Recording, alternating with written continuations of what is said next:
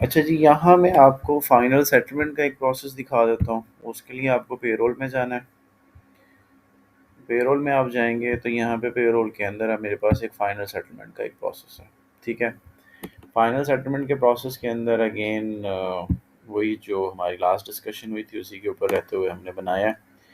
अब final settlement के ऊपर जाएँगे, यहाँ पे आप एम्प्लॉयी सेलेक्ट करेंगे, लेट्स से अनीता ही है मेरे पास, अब वो छोड़ के जा रही है, ठीक है?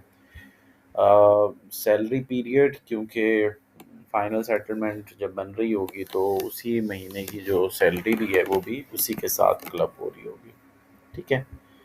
तो ये मेरा उसने कॉन्ट्रैक्ट उठा लिया जिसके ऊपर उसकी डेट ऑफ जॉइनिंग, जब वो उसने ज्वाइन किया था। अब यहाँ पे डेट ऑफ टर्मिनेशन है कि लेट्स से इसकी जो डेट ऑफ टर्मिनेशन है वो आज की है, आप अगले दिन की भी कर सकते हो, ठीक है, जैसे भी आपने करनी।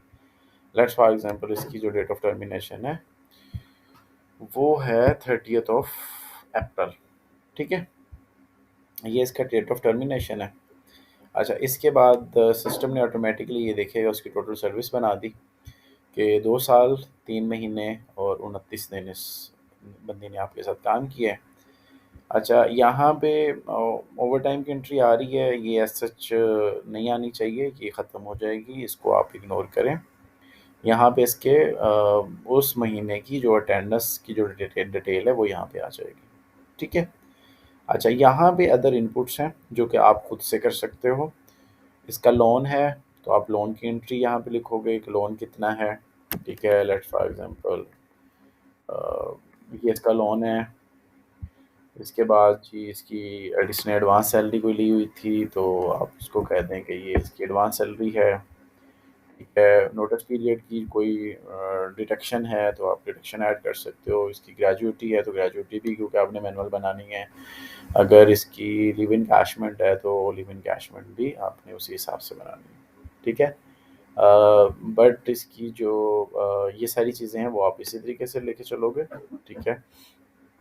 और उसी पे रहते हुए सिस्टम इसको कैलकुलेट करेगा। अच्छा, ग्रेजुइटी के केस में सिस्टम ने ऑटोमेटिकली बना दिया है क्योंकि 150,000 इसका लास्ट सैलरी था।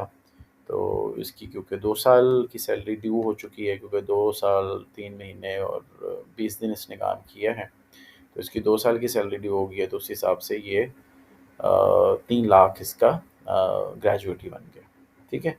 तो इस तरीके से अगर कोई और भी इंफॉर्मेशन होगी तो आप ऐड लाइन करके उसको आप यहाँ पे ऐड कर सकते हो, उसका कोई एक्सपेंस है या कुछ भी है, ठीक है। इस तरीके से वो आप ऐड करोगे, उसके बाद फाइनली इसको सेव करोगे, इसको कंप्यूट सैलरी करवाओगे, कंप्यूट शीट करोगे मीन्स, ठीक है। जैसे सैलरी कंप्यूट करोगे तब इसका जो फाइनल सेटलमेंट कंप्यूट करोगे तो ये देखिएगा वो चीज़ें जो हमने वहाँ पे अदर इनपुट में दी थी। लोन आ गया, इसकी एडवांस सैलरी आ गई, इसकी लिव इनकैशमेंट आ गई, इसकी ग्रेजुइटी आ गई, और देन फाइनली ये इसका नेट नेट पेएबल है जो कि इसके केस में इसको मिलना है, ठीक है। तो that is actually a final settlement process, ठीक है। ये होगा, इसके ऊपर आप इसकी ड्राफ्ट एंट्री क्रिएट करवाएं, ठीक है। सेम लाइक जैसे पेरोल का प्रोसेस है वैसे ही है। और इसके केस में जैसे ही होगा तो ये देखिएगा एक मेरे पास ड्राफ्ट एंट्री बन जाएगी।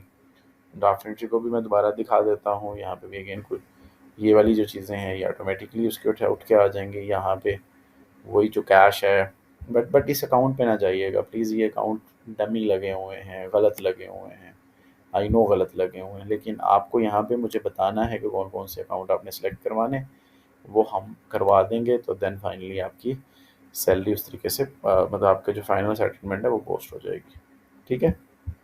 आप इसको मार्क एज पेड करें एंड दैट्स इट।